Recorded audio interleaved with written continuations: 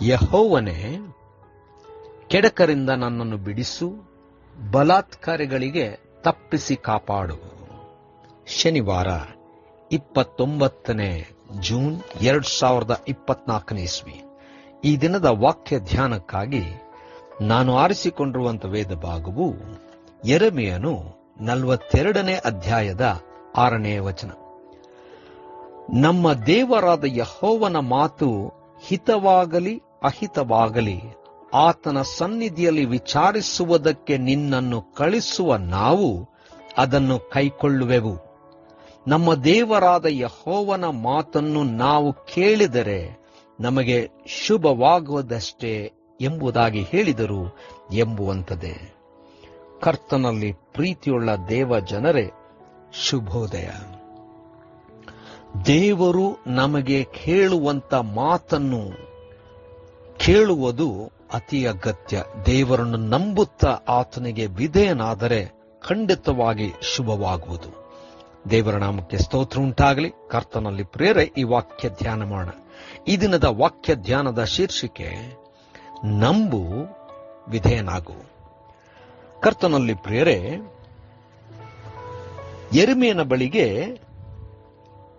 ಸೇನಾಧಿಪತಿಯಾದ ಕಾರೇಹನು ಮಗನಾದಂಥ ಯೋಹಾನಾನನು ತಾನು ತನ್ನ ಜನರು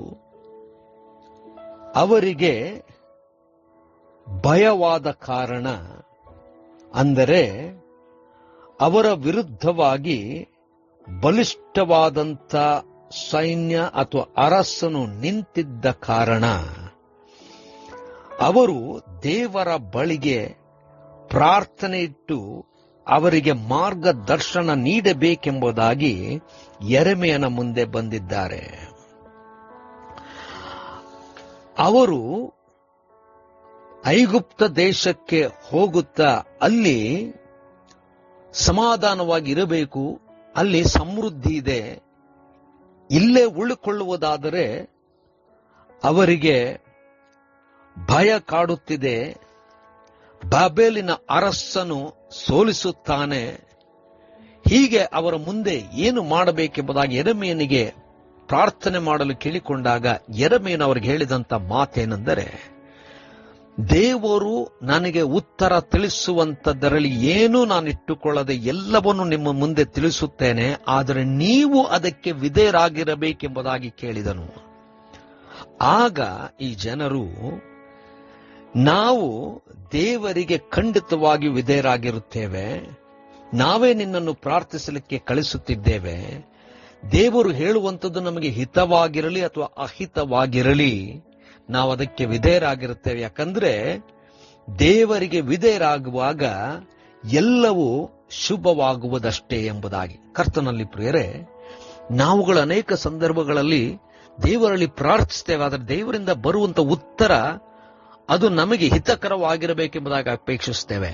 ಆದರೆ ಅದು ಹಿತಕರವಾಗಿರಲಿ ಅಹಿತಕರವಾಗಿರಲಿ, ನಾವು ದೇವರನ್ನು ನಂಬಿ ದೇವರಿಗೆ ವಿಧೇಯರಾದಾಗ ಅದು ನಮಗೆ ಖಂಡಿತವಾಗಿಯೂ ಶುಭವಾಗುವುದಷ್ಟೇ. ನಂಬುತ್ತಾ ದೇವರಿಗೆ ವಿಧೇಯರಾಗೋಣ. ದೇವರು ಖಂಡಿತವಾಗಿ ಆ ಕ್ಷಣದಲ್ಲಿ ಆ ಸಮಯದಲ್ಲಿ ನಮಗೆ ತಿಳಿಯದೆ ಹೋದರೂ ಒಳ್ಳೆಯದನ್ನೇ ಮಾಡುವಂತವನಾಗಿದ್ದಾನೆ. ಕರ್ತನೇ ದಯಮಯ ಸ್ವಾಮಿ, ಕೃಪೆಯಿಂದ ನಮ್ಮನ್ನು ತುಂಬಿಸಿದ್ದಿ, ಮುನ್ನಡೆಸು, ನಂಬುವಂತೆಯೂ ನಂಬಿಕೆಯಿಂದ ವಿಧೇಯರಾಗುವಂತೆಯೂ ಬಲಪಡಿಸು. ಯೇಸುವಿನ ನಾಮದಲ್ಲಿ ಪ್ರಾರ್ಥನೆ ಬೇಡಿದೆವು ತಂದೆಯೇ, ಆಮೆನ್.